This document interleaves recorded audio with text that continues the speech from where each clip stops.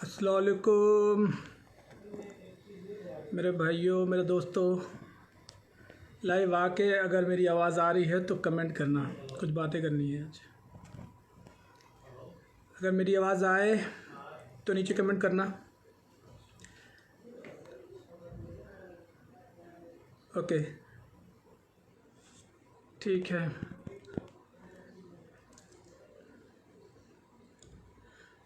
लिख तो दिया ये मैंने, किस बात पे हम लोग आज चर्चा करेंगे।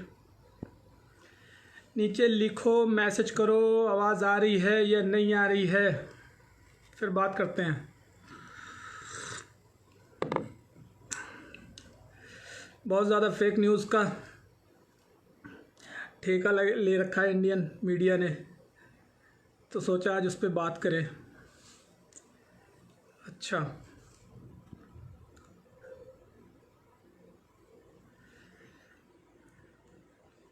इतनी सारी फेक न्यूज़ आ रही हैं, इतनी सारी फेक न्यूज़ आ रही हैं कि आजकल लोगों ने अपने ऊपर भी यकीन करना छोड़ दिया है।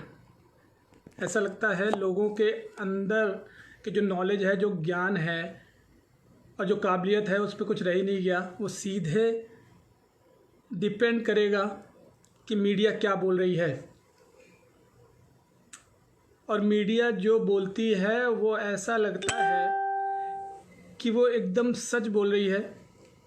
आवाज़ आ रही है। मोहम्मद नवाज़, थैंक यू सो मच। अच्छा, हबीब खान हसमत, यार बात हंसी की है जब फेक न्यूज़ जो है जब कोई शेयर करता है और उस पर बहस होती है तो हंसी तो आएगी कि एक तो आप फेक न्यूज़ बोल रहे हो, दूसरी बात उस पर बहस कर रहे हो। और ये बात है कि जब फेक न्यूज़ को एक्सेप्ट कर लिया जाता है मीडिया द्वारा और माफ़ी भी मांग ली जाती है, तो भी इस बात को वो लोग नहीं एक्सेप्ट करते हैं जो लोग शेयर कर रहे थे फेक न्यूज़ को। और अब मसला एक और आता है कि फ़ेक न्यूज़ में कहीं ना कहीं कुछ ना कुछ थोड़ा पॉपुलैरिटी की भी बात आ जाती है। आदमी क्या होता है ना कि आप जानते नहीं कुछ लोगों को। कई सारे लोग पार्टी में बैठे तो हैं, कई सारे बड़े बड़े लीडर्स बैठे तो हैं, लेकिन आपको पता ही नहीं है वो है कौन। अभी एक लेटेस्ट जो है ट्वीट आया था, देखा होगा आपने। रंगोली चंदेल ने भी एक ट्वीट किया था, जो मैं तो नहीं जानता था। वो कंगना रनावत की बहन है। और बबीता फोगाट ने भी ट्वीट किया था। शायद उनको भी आप दंगल मूवी के पहले ना जानते हों, और ना ही किसी मीडिया की हिम्मत हुई थी कि वो बबीता फोगाट को दिखा दे और उसके बारे में न्यूज़ बता दे। लेकिन दंगल मूवी के आने के बाद में इतने सारे इंटरव्यूज़ हुए, इतने सारे लोगों ने ट्वीट करके बधाइयाँ देना चालू कर दी कि बबीता फोगाट ने खुद इस बात को एक्सेप्ट किया कि मेरा जो पॉपुलैरिटी है, जो मुझे पॉपुलैरिटी मिली है वो दंगल मूवी से, आमिर खान की वजह से मिली है। और हमें प्राउड फील करना चाहिए क्योंकि देश का नाम रोशन किया है। जाहिर सी बात, देश का नाम रोशन करने वाला कोई भी हो तो अगर कुछ करता है देश के लिए तो जाहिर सी बात है वो अप्रिशिएट किया जाना चाहिए। लेकिन मसला यहाँ पे आता है कि क्या देश में केवल एक ही ऐसा इंसान है जिसने देश का नाम रोशन किया है? आपको पता है बबीता फोगाट के अलावा कितने सारे इंटरनेशनल प्लेयर्स हैं, शायद आप जानते भी न होंगे। और बबीता फोगाट की जो बहन है रीतू फोगाट, शायद आपने नहीं सुना होगा क्योंकि मूवी में ये न्यूज़ में तो उन्होंने कोई इंटरव्यू दिया नहीं है। वो भी गोल्ड मेडलिस्ट हैं, उनके बारे में भी शायद आपने नहीं जाना होगा। चंदेल जो है, रंगोली चंदेल, उनके बारे में भी शायद आप ना जानते हो, ये ट्वीट के बाद में जानना चालू किया है। और रही बात जो रेसलिंग का गेम है, आपको पता है इंडिया में कितने लोग इस गेम में इंटरेस्टेड हैं? जो इंडिया का क्रिकेट है, क्रिकेट के पहले हॉकी आता है जो नेशनल गेम है इंडिया का, लेकिन वो भी आज इतना पॉपुलर नहीं है जितना क्रिकेट है। और उसके बाद आप रेसलिंग की बात करते हैं। और जब आप किसी पर्टिकुलर रिलीजन को लेके ऐसे बुरे और भद्दे कमेंट करते हैं तो इसका मतलब ये है कि कहीं ना कहीं आपकी टीआरपी घटी हुई है, आपको कोई जान नहीं रहा है या आपको कोई भाव नहीं दे रहा है, तो शायद इसलिए आपने मेन स्ट्रीम में आने की वजह से ये सब किया। अदरवाइज़ 2019 में जब बीजेपी के इलेक्शन हुए थे तो बीजेपी के इलेक्शन में भी तो इन्होंने इलेक्शन लड़ा था, लेकिन वहाँ पे हार गई थी। और बीजेपी में शामिल होने के बाद में नेम एंड फेम दोनों चीज़ें मिल जाती हैं, उसमें परमिशन मिल जाती है कि आप जो है ट्वीट कर सकते हैं और विवादों में आ सकते हैं, नाम रोशन हो सकता है। बहुत सारे इस तरह के लोग हैं जिन्होंने अपना नाम रोशन किया है, बहुत सारे लोग इस तरह के हैं जो लोगों की मदद करके अपना नाम रोशन करना चाहते हैं और कर रहे हैं, और करना चाहिए, जाहिर सी बात है। क्योंकि आज कोरोना वायरस के टाइम पे कोई एक पर्सन की जिम्मेदारी नहीं है। इस अगर कोई केसेस आते हैं आपके सामने या कोई पीड़ित होता है तो मुझे नहीं लगता है किसी पर्सन की जिम्मेदारी है, किसी पर्सन की गलती है। क्योंकि अगर आप इस बात को सोचते हैं और इस बात को सोच के किसी को ज़िम्मेदार ठहराते हैं तो आप एक बार सोचिए कि आप अगर उस दौर से गुजर रहे हों और जिस पर्सन को ज़िम्मेदार ठहरा रहे हैं, जिस कौम को ज़िम्मेदार ठहरा रहे हैं, वही कौम आपको बचाने के लिए खड़ी हो और वही लोग आपको बचाने के लिए खड़े हों उस वक्त में, कैसा महसूस करेंगे?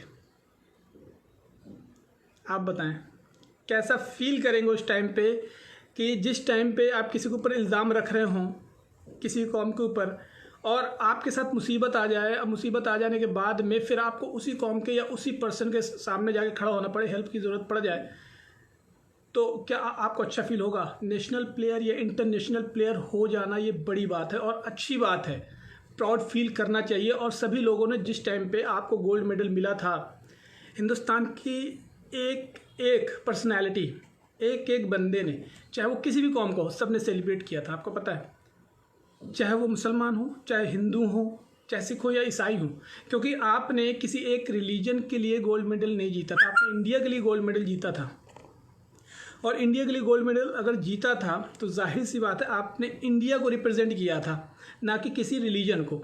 इसलिए इंडिया के जितने भी लोग थे वो सारे हैप्पी थे इस चीज़ के लिए और सारे लोग सेलिब्रेट कर रहे थे और सारे लोगों ने आपको बधाइयाँ भी दी थी।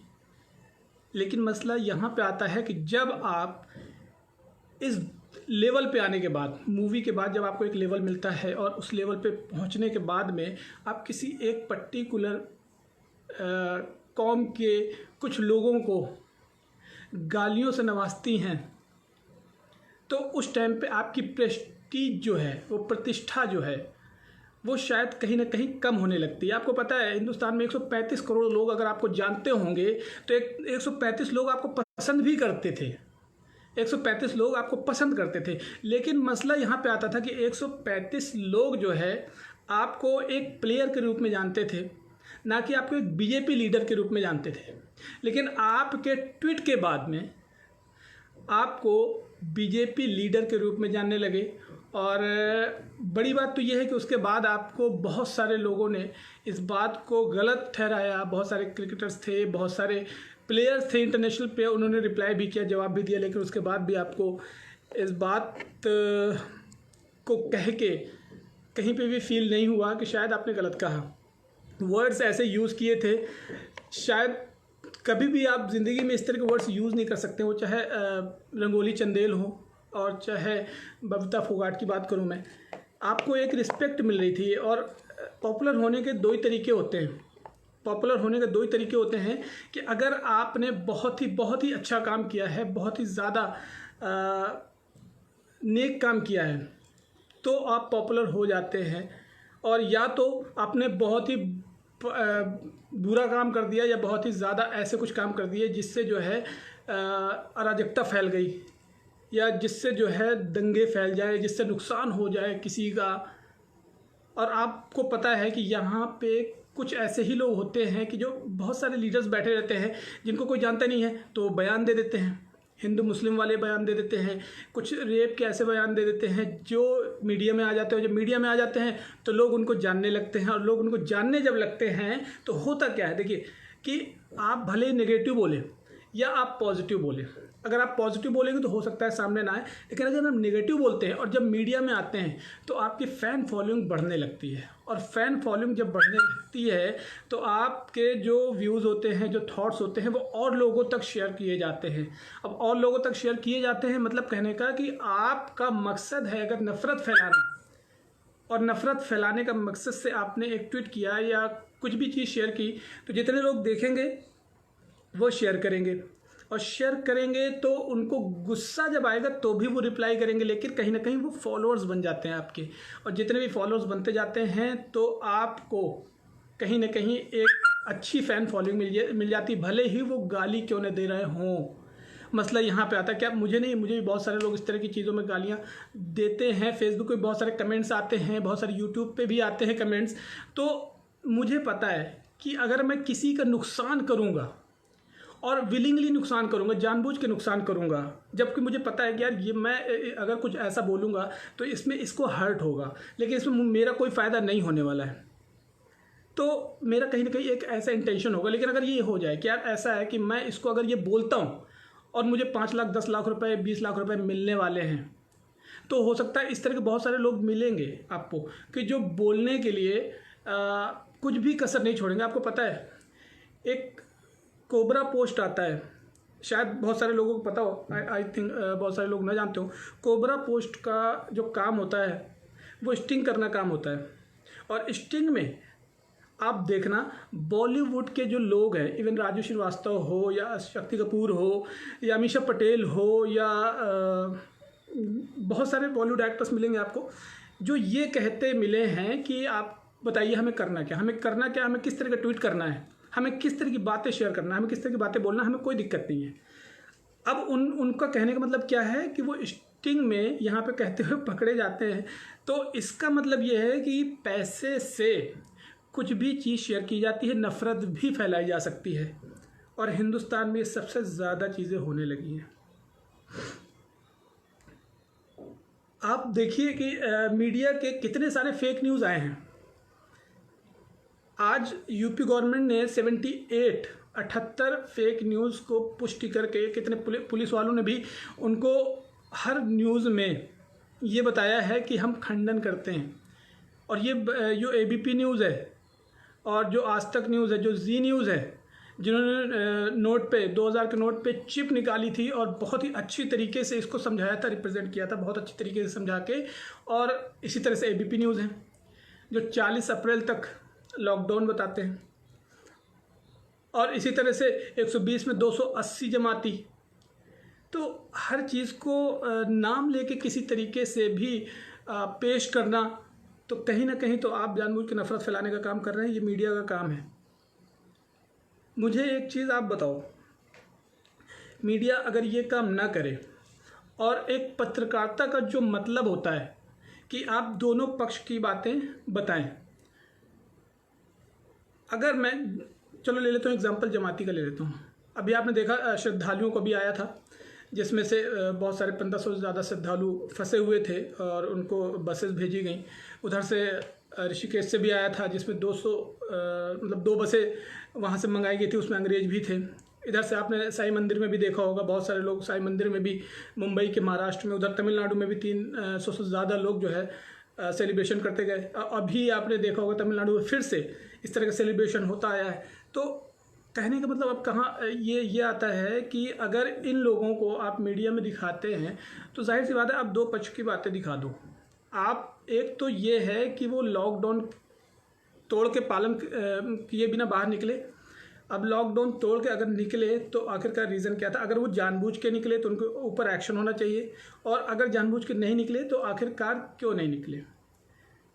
अब यहाँ पे जमाती की जब बात आती है तो जमातियों की बात को लेके बहुत बुरी तरीके से और बहुत बड़ी तरीके से आप किसी भी न्यूज़ चैनल में देखेंगे, उनको एंकरिंग का भी मैंने एक वीडियो बनाया था कि अब तक की सबसे बड़ी खबर आ रही है, निज़ामुद्दीन इलाके के मरकज़ से मिले 3000 से ज़्यादा जमातियों में कोरोना संक्रमित।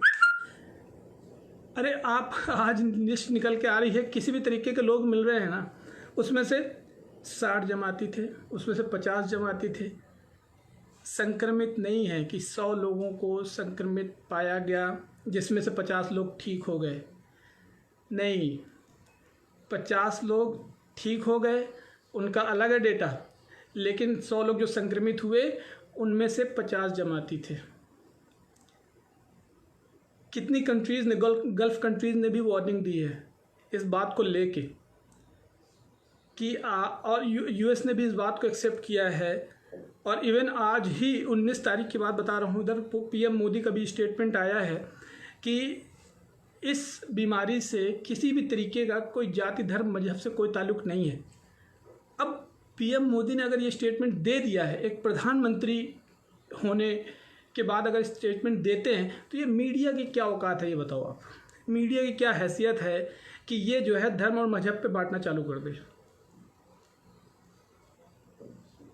ये मीडिया केवल और केवल अपनी टीआरपी बढ़ाने के लिए करती है। अभी मैंने एक सुधीर चौधरी का एक वीडियो शेयर किया था, उसने ये बात बताई थी, क्लियर बताई थी कि आखिरकार एक्चुअली होता क्या है कि जब तक कुछ ऐसे टॉपिक नहीं मिलते हैं, जब तक जो है कुछ ऐसा एजेंडा नहीं मिलता है जिससे थोड़ा सा टीआरपी बढ़ाई जा सके, तब तक ऐड नहीं मिलता है।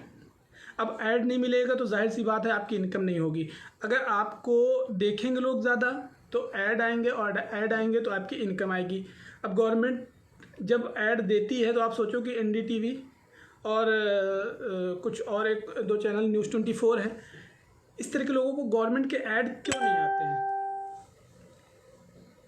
नज़मुल इस्लाम, अस्सलाम वालेकुम भाई। वालेकुम सलाम। हाँ, तो ये इन लोगों को ऐड नहीं मिलते, एनडीटीवी को ऐड नहीं मिलते। किसी की हिम्मत है, कोई भी बड़ा लीडर अपने आप को समझ रहा हो, जो एबीपी में जाके बहस करता है, आज तक में जाके बहस करता है, और आर भारत में जाके, इंडिया टीवी में जाके बहस करने लगते हैं, ये डिबेट करने लगते हैं। किसी के दम में आके मैं कह रहा हूँ कि एक बार एनडीटीवी में आके बैठ जाओ, रवीश कुमार के साथ बैठ जाओ, अविनाश शर्मा के साथ बैठ जाओ, प्रसून वाजपेयी के साथ बैठ जाओ, इनके साथ बैठ के आप दिखाओ ना, आप ईमानदार हो, आप आके बहस करके दिखाओ इनसे। क्या हो गया? एनडीटीवी भी तो न्यूज़ दिखाता है। बहुत सारे लोग हो सकते हैं एनडीटीवी को बहुत ही बुरा न्यूज़ चैनल समझते हैं, क्योंकि वो सपोर्ट में और क्लियर दिखाता है जो चीज़ होती है। तो वो है तो पत्रकार। पत्रकारिता का मतलब ये होता है आज की, आज मीडिया में बैठ जाओ अगर, तो आपकी आवाज़ धीमी कराएंगे, आपको चुप कराएंगे, आपको चिल्लाएंगे, आपके ऊपर दहाड़ेंगे, आपको बुरा भला कहेंगे। ये हो गया है न्यूज़ चैनल आज का। और एनडीटीवी में अगर कोई पत्रकार रवीश कुमार है, वो बुलाता है अगर कि आइए भाई हमारे सामने बैठ के बहस करिए, तो चाहे वो संबित पात्रा हो, चाहे कोई भी लीडर हो अपने आप को जो बहुत ही ज़्यादा दिग्गज समझते हैं और बीजेपी में इस पे जाके बैठते हैं, आके बैठ के बहस करके दिखाएं। नहीं आएंगे। इनको पता है कि इनकी यहाँ पे ऐसे क्वेश्चंस होते हैं यहाँ पे जिससे पोल खुलती है, और जब पोल खुलती है तो जाहिर सी बात है जवाब नहीं होता है। लेकिन अगर एबीपी में या आज तक में चले जाते हैं तो उनके सामने, अच्छा ये बताइए, आप डॉक्टर हैं, आप डॉक्टर होने के बाद में कैसा महसूस कर रहे हैं, घर में रह के आप कैसे इलाज कर रहे हैं अपना, आप कितने घंटे सो पाते हैं, ये इन लोगों के सवाल होते हैं। पत्रकारिता का मतलब ये नहीं होता। पत्रकारिता का मतलब होता है सत्ता से सवाल करना, और आपके अंदर अगर दम है सवाल करने का तो आप एक सच्चे पत्रकार हैं, नहीं तो दलाली के अलावा कुछ नहीं है। अगर आपके अंदर दम है कि किसी सत्ता में बैठे हुए इंसान से सवाल करें और उससे जवाब लें, तब तो आपकी पत्रकारिता में दम है। अदरवाइज़ आप किसी काम के पत्रकार नहीं हैं। जैसे कि पता है कि हर मीडिया चैनल बिकी हुई है, इस तरह के बहुत सारे आपको मिल जाएंगे। और प्रसून वाजपेयी का एक वीडियो मैंने देखा था, 1 साल का जो पूरा पेमेंट होता है ना, अभी तक समथिंग मीडिया चैनल को नहीं मिला है। ये अलग से मिलता है पेमेंट, जो एडवर्टीज़मेंट का पेमेंट होता है। क्यों एडवर्टीज़मेंट इतना ज़्यादा मिलता है? ये इन्हीं कुछ चैनल्स को। क्यों एडवर्टीज़मेंट नहीं मिलता है कुछ उन चैनल्स को जो सच दिखाने की कोशिश करते हैं? तो मुझे लगता है कि आज के दौर में सच दिखाना कहीं ना कहीं अपराध है, और कहीं ना कहीं आपका खुद का नुकसान है। इसलिए कि जब आप अगर रियलिटी दिखाने लगोगे तो हो सकता है आपको गालियाँ मिलने लगे, आपको बहुत ज़्यादा लोग बायकॉट करने लगे, बहुत ज़्यादा लोग रिजेक्ट करने लगे। लेकिन आखिरी में जब रियलिटी विद प्रूफ सामने आता है तो आपको याद भी करेंगे वो लोग। वही लोग आपको याद करेंगे, क्योंकि होता क्या है कि यहाँ पे गलती इंसानों की नहीं है। यहाँ पे जो लोग बैठे हैं, जो लोग न्यूज़ देख के, और उस पर मैंने देखे कितने सारे वीडियोस जो है दिखाए जा रहे हैं, उस पर भाई जमाती थूक रहे हैं और नोट गिरे पड़े थे। मैंने इतने लोगों को ये बातें बताई विथ प्रूफ कि भाई नोट गिरा हुआ है, उससे जमाती का कोई ताल्लुक नहीं है। एटीएम से बंदा गया था, नाम भी मैंने बताया बंदे का, एटीएम से गया, वो घर जा रहा था, नोट नीचे गिर गया। अब इसकी तहकीकात की पता चल गया, वो नोट लेने आ गया और मांगने आ गया। नहीं मानना, नहीं, वो न्यूज़ ने दिखाया है। अब उसके बाद में थूक रहा है, वो गाड़ी में बैठा है, एक महाराष्ट्र का बंदा, फरवरी का वीडियो है, वो पुलिस के ऊपर थूकता हुआ वीडियो सही है, लेकिन किस वजह से थूक रहा है, वो गुस्से के मारे थूक रहा है। पुलिस उसको मिलने नहीं दे रही थी, घर से बिना मिले लेके चली आई। वो थूक रहा है और गुस्से के मारे उसको बता दिया जमाती है ये। एक रेस्टोरेंट में बंदा जो है पैकेट फूंक मार के बंद कर रहा है पैकेट, वो मलेशिया का वीडियो था, 2019 का वीडियो, वो बता दिया कि देखो जमातियों का वीडियो है। बहुत सारे इस तरह के वीडियोज़ हैं। इवन अश्लील हरकत करते हुए बताया गया, अश्लील हरकत करते हुए पाए गए हॉस्पिटल्स में। मैं कह रहा हूँ, आप किसी से ज़रा सी बदतमीज़ी कर देते हो ना बात करने में, तो उसका वीडियो सीसीटीवी में आ जाता है। वो अश्लील हरकत वाला वीडियो क्यों नहीं आया? वो वीडियो नहीं आया। थूकते हुए लोगों को लग रहा है कि वो बिल्कुल सच वीडियो है। कितने सारे मैंने वीडियोस बना दिए हैं, कितने सारे मैंने ये दिखा दिए हैं कि भाई प्रूफ के साथ आप देखो एकदम गलत वीडियो है। और इस तरह के वीडियो शेयर करने का सिर्फ और सिर्फ मकसद यही होता है, नफ़रत फैलाना। आप पक्ष और विपक्ष दो चीज़ तो जानते ही होंगे। पार्टी में दो चीज़ें होती हैं और विपक्ष का होना इसलिए ज़रूरी है कि आपकी गलती का एहसास कराता रहे। तो आप कहीं अगर गलत करते हो तो सामने बैठा बंदा जो है वो सच बताएगा, और सच बताने वाले लोगों को यहाँ सुनता ही नहीं है कोई। मीडिया केवल फेक न्यूज़ दिखा के, अभी अरुणाचल प्रदेश में 11 जमातियों को बोल रहे थे, 11 जमाती पाए गए संक्रमित। बात के माफ़ी मांगी कि एक जमाती था। बांद्रा की न्यूज़ में दिखाया जा रहा है कि मस्जिद के सामने इकट्ठा हुए लोग। बांद्रा की न्यूज़ में एबीपी ने दिखाया कि वहाँ पे 2 ट्रेनें आएंगी, लोग इकट्ठा हो गए। जब लोग इकट्ठा हो गए तो ये मस्जिद का नाम लेने लगे। उस फेक न्यूज़ में कुलकर्णी, इनका माझा, एबीपी न्यूज़ का माझा का चैनल का है एंकर, उसको गिरफ्तार कर लिया गया। तो अगर पुलिस गिरफ्तार कर रही है तो कुछ तहकीकात करके गिरफ्तार कर रही होगी ना, कुछ प्रूफ के साथ गिरफ्तार कर रही होगी, ऐसे थोड़ी ना। तो यहाँ की पुलिस जो है कहीं ना कहीं अपना काम कर रही है, लेकिन मीडिया केवल नफरत फैलाने का काम कर रही है। प्रशासन मैंने देखा यूपी का इतना स्ट्रिक्ट है कि कहीं पे भी अगर आप कोई फेक न्यूज़ फैलाते हैं तो उस पर तुरंत के तुरंत एक्शन हो रहा है। और क्या यूपी में योगी सरकार को क्या बहुत ज़्यादा लोग मानते हैं, बहुत ज़्यादा चाहते हैं, बहुत ज़्यादा मोहब्बत करते हैं? उनके भी नफरत करने वाले लोग होंगे, मिलेंगे आपको, लेकिन यार काम जो कर रहा है उसको अप्रिशिएट करो। है उनके निकले हुए केसेस जितने भी आपने देखा होगा कि मुरादाबाद है, सहारनपुर का केस है, आगरा का केस आया है, बहुत सारे इस तरह के डेली बेसिस पे केस आते रहे और उन्होंने हर केस का खंडन किया। वहाँ की पुलिस ने तहकीकात करके हर केस का खंडन किया। तो जाहिर सी बात है यूपी गवर्नमेंट ने स्ट्रिक्ट वार्निंग दी है ना इस चीज़ को। तो आप इस चीज़ को क्यों नहीं एक्सेप्ट कर रहे हो कि कहीं ना कहीं मीडिया में ये सच दिखाने का दम नहीं है? आपको पता है पीएम मोदी का आज तक इंटरव्यू नहीं हुआ। जब करण थापर ने लिया था इंटरव्यू एक बार, आपको याद होगा, उसके बाद आज तक कोई इंटरव्यू नहीं हुआ है। आपको पता है अभी ट्रंप का इंटरव्यू हुआ था, इसी कोरोना ड्यूरिंग लॉकडाउन ट्रंप का इंटरव्यू हुआ। वहाँ के जो पत्रकार थे वहाँ पे जब क्वेश्चंस किए गए तो जवाब न होने के बाद में ट्रंप ने उनको शांत रहने को कहा कि दिस इज़ एनफ। कहने का मतलब कि आप सवाल करने के हकदार हो, सामने वाले के पास अगर जवाब होगा तो वो देगा, नहीं होगा तो नहीं देगा, लेकिन एटलीस्ट सवाल उससे करो जिसके पास जवाब देने का दम हो।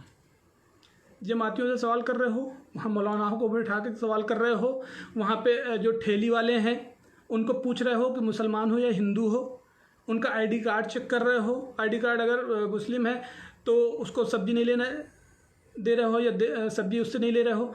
आपको पता है अजीम प्रेमजी 1125 करोड़ का सपोर्ट अजीम प्रेमजी की तरफ से। ख्वाजा अब्दुल हमीद सिप्ला के ऑनर हैं। आपको पता है कि वो सारी मेडिसिन उन्हीं के यहाँ से इंडिया की तरफ जितना भी सपोर्ट है उनका, आपको पता है कि भले ही वो ना हो, लेकिन उनकी मेडिसिन आज घर घर जाती हैं सिप्ला की। गल्फ़ में फंसे हुए लोग आज इंडिया के 70% ऐसे लोग होंगे, वो भले ही नॉन मुस्लिम हो, हिंदू हो, लेकिन आज भी उनका जो ट्रीटमेंट किया जाता है ना कोरोना से, उनको ये कह के नहीं ट्रीटमेंट किया जाता है कि ये हिंदू है या ये मुस्लिम है तो इसको पहले ट्रीटमेंट करेंगे, हिंदू है ये बाद में ट्रीटमेंट करेंगे। उनका रोज़गार चलता है गल्फ़ कंट्रीज़ में, कुवैत हो, चाहे सऊदी हो, चाहे दुबई हो, चाहे ओमान हो, चाहे यमन हो, चाहे कुवैत हो, कहीं पे भी, बहरीन हो, बहुत सारी कंट्रीज़ हैं। तो कहीं ना कहीं आपको इस बात को सोचना चाहिए कि आप जो यहाँ पे कर रहे हैं छोटी छोटी हरकत, वो गरीब जो है अगर आपको सब्जी देने आ रहा है या फल देने आ रहा है तो आपको लग रहा है कोरोना फैला रहा है। नहीं, इस छोटी छोटी हरकतों से ये चीज़ें ख़त्म नहीं होंगी। ये आपकी मानसिकता बन चुकी है, आप न्यूज़ देख देख के, क्योंकि वो फेक न्यूज़ थी। आज तक एक भी ऐसा वीडियो नहीं आया है जिस पे विलिंगली ये दिखाया गया हो कि देखो ये थूक रहा है। हॉस्पिटल में अश्लील हरकत करने वाला वो वीडियो एकदम गलत था, थूकने वाला वो वीडियो भी एकदम गलत था। तो जब गलत चीज़ें सामने भी आ रही हैं आपके, तो आप एक्सेप्ट क्यों नहीं कर रहे हो? ट्विटर में कितने सारे लोग इस तरह से शेयर करते हैं। मैंने एक वीडियो शेयर किया था आपको, बनाया था फेक न्यूज़ पे कि वो होटल में, रेस्टोरेंट में पैकेट बनाता हुआ, आपको पता है वो जो है साउथ का विक्रम हेगड़े नाम का कोई बंदा था जिसने शेयर किया था। अब आप सोचो उसको क्या पता नहीं होगा कि वो वीडियो जो है बहुत पुराना है, वो मलेशिया का वीडियो है, और उसने यहाँ पे ये बता के शेयर कर दिया कि देखो जमाती है, तो लगा के बेच रहा है। और उस बंदे को ट्विटर पे मोदी जी फॉलो करते हैं। ये दम आता कहाँ से है शेयर करने का? आपको पता है कि आप मतलब लॉ के अकॉर्डिंग भी अगर आप कोई फेक न्यूज़ शेयर करते हो तो उसमें आपको ऊपर FIR हो सकती है, अगर आप कोई फेक न्यूज़ शेयर करते हो तो। और हुई भी है, बहुत सारे लोगों के ऊपर हुई भी है FIR। लेकिन क्यों बार बार बार बार बार बार बार बार वही fake news fake news fake news, और उस पर बहस भी। मेरे को तो ये एहसास हो रहा है कि जो लोग हैं वो मासूम हैं, जो लोग हैं वो बेचारे मजबूर हैं, क्योंकि उनके पास में केवल एक ऑप्शन है, सोशल मीडिया और नेशनल मीडिया। अब सोशल मीडिया, नेशनल मीडिया पे डिपेंड किए हुए हैं अपने आप को। बहुत सारे इस तरह के चैनल्स हैं, बहुत सारे इस तरह की वेबसाइट हैं, बहुत सारे इस तरह के सोर्सेज हैं, जिसमें से आप अगर चाहें अपना दिमाग लगा के, तो असलियत क्या है आपके पास अगर एक वीडियो भी आ जाता है ना, और वीडियो मैं कहता हूं कि मैं आज एक वीडियो बना के आपको भेज दूं और ये कह दूं कि ये आज का वीडियो है, इसको साबित करने के लिए आपको ज़्यादा से ज़्यादा 10 मिनट लगेगा कि आज का वीडियो नहीं है, ये 2 साल पुराना वीडियो है। अगर आपके अंदर दम है तो एक अगर मैं इमेज शेयर कर देता हूँ ये बता के कि देखो ये आज की इमेज है, आपके अंदर काबिलियत है, आपके अंदर अगर दम है ना, तो आप इसको साबित कर दोगे कि 2 साल पुरानी इमेज है। लेकिन वो तरीके आने चाहिए, उसके लिए कुछ टेक्नोलॉजी से रिलेटेड चीज़ें सीखने की ज़रूरत है। लॉकडाउन में बैठ के घर में फेक न्यूज़ देख के और शेयर करना ये कोई बहुत अच्छी चीज़ नहीं है। बहुत लोग तो बिना देखे सुने क्यों शेयर कर देते हैं, उनके मन की बात आ जाती है सामने, उनके मन की बात। कितने लोग जो है कंधे पे लेके जनाजा शमशान जा रहे हैं। आज मैंने देखा कि एक हिंदू लोग, कुछ हिंदू भाई भी जो है मुस्लिम का जनाजा लेके शमशान जा रहे थे, क्योंकि उनके परिवार वाले नहीं थे। मुस्लिम्स के कितने सारे वीडियोस आए, हिंदू परिवार नहीं थे तो जनाजा लेके जाना पड़ा शमशान। तो क्या ये एकता का मतलब सैम्बल नहीं है, ये मतलब प्रतीक नहीं है ये सब चीज़ें कि जो आप शेयर कर सकते हो इस तरह की चीज़ों? नहीं, उस पर आप अगर कोई वीडियो आता भी है, कोई वीडियो इस तरह की हरकत करता भी है, आप सीधे उसको लोगों तक ना शेयर करके सीधे सीधे पुलिस में शेयर करो। आप जिस जगह का वीडियो है वो उसकी पुलिस को शेयर करो, या आप इंडियन गवर्नमेंट को भी शेयर कर सकते हो, कोई ऐसी बात नहीं है। बहुत सारे लोग ट्विटर पे मिलेंगे, आपको पूछने का भी हक है, आप वेरीफाई भी कर सकते हो, कोई आपको कुछ नहीं कहेगा। आप वेरीफाई पहले कर लो, आपको लगता है अगर हाँ ये वीडियो सही है तो आप उसके ऊपर एक्शन लेने की बात करो। ना कि आप शेयर करने लगते हो, सीधे शेयर किया शेयर किया शेयर किया, और शेयर कर करके लोगों को पॉपुलर कर रहे हो आप। भले उनके लठ बजे, नाम तो आ जाता है, दो तरीके से नाम आ जाता है। आपने बहुत अच्छा नेक काम किया है तो नाम आ जाता है, बहुत ही ज़्यादा घटिया काम किया तो नाम आ जाता है। लेकिन जो बेचारे सोशल वर्कर हैं, जो मदद कर रहे हैं लोगों की, जो बेचारे अपने फंड से निकाल पैसा गरीबों को खाना खिला रहे हैं, उसमें ये नहीं देख रहे हैं कि हिंदू है, ये मुस्लिम है, ये सिख है, ये ईसाई है, वो सिर्फ़ और सिर्फ मदद करने के जज्बे से जो है लगे हुए हैं। उनकी कोई वैल्यू नहीं है, उनकी कोई हैसियत ही नहीं है। क्यों? क्योंकि उनको मीडिया दिखाई नहीं रहा है। मीडिया तो ये दिखा रहा है कि गवर्नमेंट ने 1,75,00,000 रुपये 76 लाख रुपए का फंड निकाला है, बांटा है। अभी तक बांटा कहाँ ये नहीं पता चला। 10 लाख लोगों का खाना खिलाने का ठेका लिया है रोज़ दिल्ली गवर्नमेंट ने, लेकिन पता नहीं चल रहा कहाँ लिया है। मैं जाता हूँ झुग्गियों में, वो कहते हैं हमारे यहाँ से पर्ची लिख के ले जा रहे हैं, लेकिन कहाँ जा रहे हैं पर्ची लेके पता ही नहीं चल रहा है। यहाँ के कुछ सोशल वर्कर हैं, अभी मेरे साथ में ओखला विधानसभा की टीम भी साथ में ही रहती है, और मैं भी मिलके उनके साथ काम करता हूँ। गरीबों के हालात पूछता हूँ, हाथ पे जाके खाना पहुँचाता हूँ। हालांकि वो लोग बहुत दिन से लगातार अपने दम से कर रहे हैं, लेकिन उनके पास भी फंड बाहर से नहीं आ रहा है, कहीं से अपने पास से इकट्ठा करके कर रहे हैं। इस तरह के बहुत सारे लोग जो बाहर काम कर रहे हैं, उनको कौन दिखा रहा है? उनको कोई नहीं दिखा रहा। उससे नफ़रत नहीं फैलेगी इसलिए, उससे टीआरपी नहीं बढ़ने वाली इसलिए। वो लाठी चल रही है लोगों के ऊपर, डंडे चल रहे हैं, वो वीडियो शेयर किए जा रहे हैं। और मीडिया को मैं आपको क्या बताऊं, मीडिया की असलियत और मीडिया की पोल मैंने वीडियो में बताई है। जो वीडियोस मैंने यूट्यूब पे चलाए हैं, उनमें आप देखो कि किस तरह से मीडिया झूठ बोलती है। उनका लाइव स्टिंग ऑपरेशन देखो। आपको लगता है कि जी न्यूज़ बहुत बड़ा चैनल है, बहुत बेस्ट चैनल है? स्टिंग ऑपरेशन देखा है जी न्यूज़ का? 100 करोड़ की डील, जेल तिहाड़। 2007 में Uma Khurana lady teacher, government lady teacher, sting operation sex racket चलाने का। पब्लिक भड़क गई, देख के हंगामा हो गया, जान से मारने तक का पूरा प्लान। इवन मारा भी गया, कपड़े फाड़ दिए गए, प्रशासन ने बचाया, वरना उनकी वहाँ पे जान चली जाती। बात की माफ़ी भी मांगनी पड़ी। जी न्यूज़ की बात कर रहा हूँ मैं, इन्होंने सुधीर चौधरी की। और इसके बाद यही स्टिंग ऑपरेशन करते हैं। 2000 के नोट में चिप निकलती है, उधर श्वेता भी निकालती हैं 2000 नोट में इतनी बेहतरीन तरीके से कि अगर ये ज़मीन के अंदर भी गड़ा हुआ तो सैटेलाइट के थ्रू इसको पता किया जा सकता है कि इस पर चिप लगी है, कहाँ कहाँ पे ब्लैक मनी निकलेगी। ब्लैक मनी तो बढ़ गई। पहले एक पॉकेट में 1 लाख रुपए आता था, 1,000 की गड्डी, अब 2 लाख रुपए आ जाता है 2000 की नोट की। तो दोस्तों, मेरा वीडियो में बताने का और बनाने का मकसद यही है कि बहुत ज़्यादा लोग जो है फेक न्यूज़ शेयर करके और बहस करते हैं, ये जाहिलियत दिखाते हैं। ये चीज़ सही नहीं है। आप फेक न्यूज़ अगर शेयर कर रहे हो और अगर आपको कोई बोल रहा है कि भाई ये झूठी न्यूज़ है, तो उसको बोलो कि झूठा साबित करो। और अगर वो झूठा साबित कर देता है तो इस चीज़ को एक्सेप्ट करो।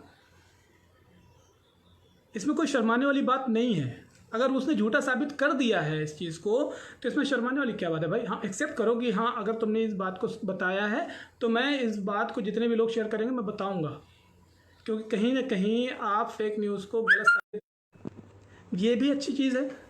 लोगों के अंदर नफरतें कम होगी, लोगों के ऊपर विश्वास होने लगेगा, यकीन होने लगेगा एक दूसरे को।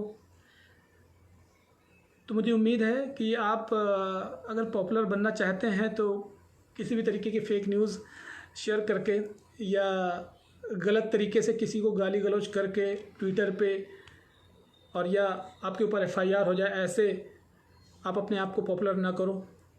अगर आपको करना है अपने आप को पॉपुलर, तो 2, 4, 6 लोगों को अपने मोहल्ले में खाना पीना खिला दो। ज़रूरी नहीं है कि आप किसी की यहाँ पे नज़र में पॉपुलर हो। हर कौम में, हर धर्म में, हर मजहब में आस्था नाम की भी कोई चीज़ होती है कि आपने अगर किसी के लिए किया है तो उसका रिज़ल्ट यहाँ नहीं तो वहाँ तो मिलेगा, और ये पक्का है मिलेगा। तो कम से कम इन सब चीज़ों के लिए भी आप किसी की मदद करके भी आप थोड़ा सा पॉपुलर हो सकते हो। और ज़रूरी नहीं है कि कैमरा ही चलाओ, कैमरा ना भी चलाओगे तो ठीक है। आपके ख़िलाफ़ अगर कोई बोलता है, आपके ख़िलाफ़ अगर कोई कहता है आप गलत हैं, तो गलत होगे तभी आपको थोड़ा शर्मिंदगी फ़ील होगी, लेकिन गलत नहीं होगे तो टेंशन लेने की ज़रूरत नहीं है। हिंदुस्तान अभी तक ऐसा भी नहीं है कि बहुत ज़्यादा फ्रीडम हो किसी को कि किसी के ऊपर इल्ज़ाम रख दे और वो खुला घूमता रहे। अभी तक ऐसा कुछ भी नहीं है। कानून है, यहाँ पे कोर्ट है, यहाँ पे पुलिस है, यहाँ पे सिस्टम बना हुआ है। आप हायरार्की फॉलो करके और लोगों तक अपनी बात पहुंचा सकते हो, आवाज़ उठा सकते हो। तो आई होप कि कुछ चीज़ें हैं जो आपको समझ में आई होंगी। इसमें कुछ बातें हैं और बुरी लगी हो तो आई एम सो सॉरी। मकसद सिर्फ एकता का है, इस वक्त कोरोना से लड़ने का है, इस वक्त लोगों को एकजुट करने का है, नफ़रतें फैलाने का नहीं है। आप नफ़रतें फैलाते रहोगे, कोरोना से पहले लोग भूखे मर जाएंगे। आपको पता है 70% पॉपुलेशन ऐसी है जो रोज़ का रोज़ खाना, रोज़ का रोज़ कमाना वाली हाल है। आज उन लोगों को मदद की ज़रूरत है। तो ये अपने आप से प्रॉमिस करिए, ये वादा करिए कि आप उन लोगों की मदद पहले करेंगे, उसके बाद आप इन सब चीज़ों पे डिस्कशन करेंगे, चर्चा करेंगे। तो शुक्रिया बहुत बहुत आपका जुड़े रहने के लिए। और कुछ इस तरह की चीज़ें आती हैं तो शेयर कर दिया करिए और नीचे वीडियो में कमेंट भी कर दें। आपको अगर कुछ क्वेश्चंस हैं, सवाल हैं तो चलिए मिलता हूँ आपको अगली वीडियो में। यूट्यूब में द न्यूज़ हिंद में सब्सक्राइब करना ना भूलें, चैनल को शेयर कर दिया करें, उसमें भी वीडियोस। चलिए, अल्लाह हाफ़िज़, जय हिंद।